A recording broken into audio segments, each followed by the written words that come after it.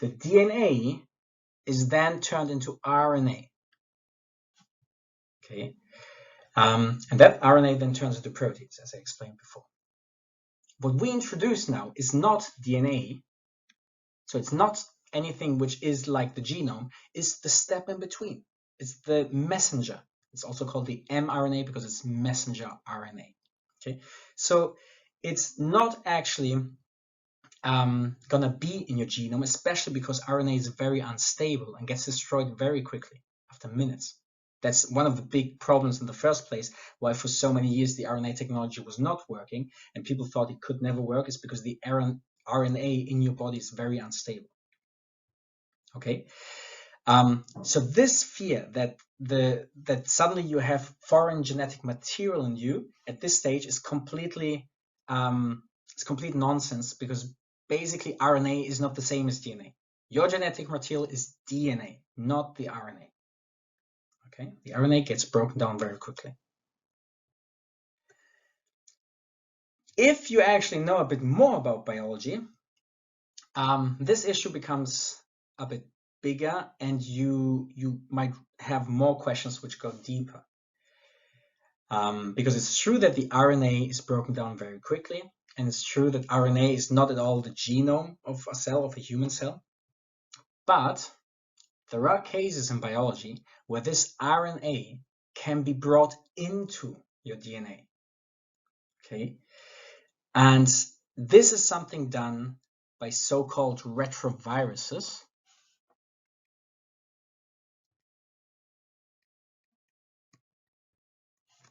Okay, a very prominent example would be HIV. HIV is a retrovirus. What a retrovirus does is to have a shell, as you can see here, a protein coat, and inside that red strand you see, that's RNA. And what it can do is to put that RNA in you, and then, and that's a key point, it has this thing here called reverse transcriptase. No, it's here, the reverse transcriptase, which can do a reverse transcription. And this means it turns the RNA into DNA, which is already a fancy thing, right? You turn RNA into DNA, it's a different chemical. So that virus knows how to do that because it has the reverse transcriptase, which is an enzyme. And then it can even integrate that with this enzyme, the integrase, into your DNA. Okay, and so suddenly, you are the host here, you have a piece of DNA in your chromosomes, which originally was virus RNA.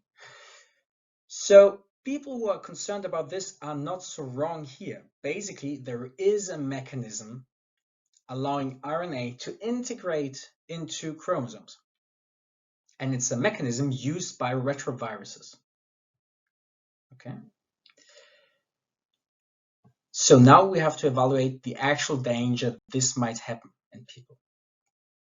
All right, so the deal is, if you want a piece of RNA to be integrated into your chromosomes, obviously you don't want that, but that's the scenario we're talking about here. If this needs to happen, what you definitely need is a reverse transcriptase, turning the RNA into DNA, and then you need an integrase, putting that piece of DNA into your big piece of DNA you have in your cell. Okay, and then actually you would have a mutation of your genome. You would have a gene in you producing that corona virus protein, spike protein, right? Now, what the consequences of that were is another question, also debatable how dangerous that would be, because I mean, it's just a tiny part of the virus, but let's agree that we don't really want a mutation in our genome. And so how likely is this to happen? Well, here's the thing. You don't have a reverse transcriptase and you don't have an integrase. So you can't do that. You don't have the enzymes to turn RNA into DNA and then to put it into your genome.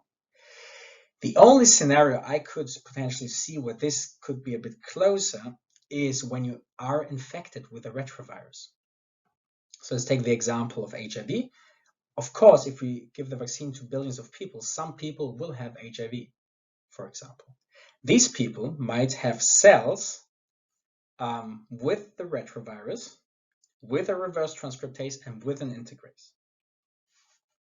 So potentially now we could see how if we have the vaccine RNA in the same cell, there would be a mechanism allowing the RNA to be integrated in your genome and by that mutating you. But we're not done yet. Now this diagram is not super nice, but maybe still helps to understand what I'm trying to say because it's getting a bit complicated now, I realize. What you see down here is your RNA, this here, right? Your RNA template, it's called. For a reverse transcriptase to turn that RNA template into this thing here, which would be a DNA strand, what it actually needs is like a starting sequence. A starting sequence which fits exactly to my RNA. And with that, and I don't want to go into the details of nucleic acid bases because that would be a bit long now, but basically it needs to have exactly the opposite code of your DNA or of the RNA in that case. Okay, this is called a primer. You need a sequence, a primer sequence, and without that primer sequence, a reverse transcriptase cannot do the job. Okay, cannot turn RNA into DNA. That primer sequence is very specific for whatever precise RNA you wanna turn into DNA. So if you are an HIV virus and you want to turn a piece of your RNA into DNA, you need a specific primer, which you bring as the HIV virus, into the cell. Okay, so even if we now have the virus, the retrovirus HIV, in you,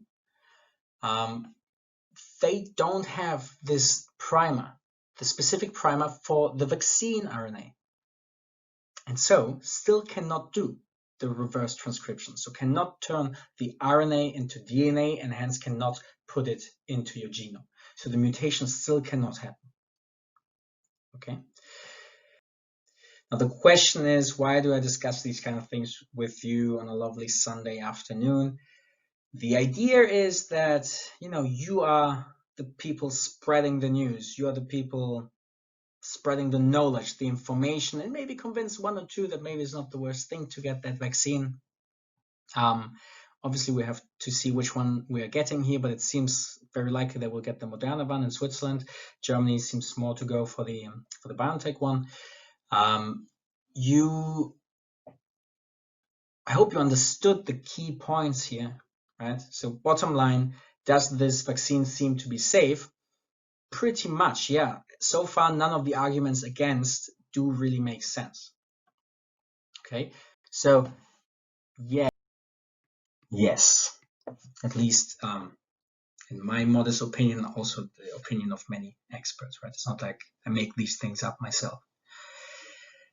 Of course, you don't know. You can never be 100% sure. You never know what happens in 10 years, 20 years, 30 years. There is a piece of genetic material in you. It's very likely just downgraded, broken down very quickly, never has a chance to be integrated in you for all the reasons I just mentioned. Let's quickly summarize. First of all, because it's not DNA, it's RNA. Then because RNA is very unstable and gets broken down quickly. Third of all, because you need an entire set of special enzymes if you actually want to turn RNA into DNA and bring it into your chromosome.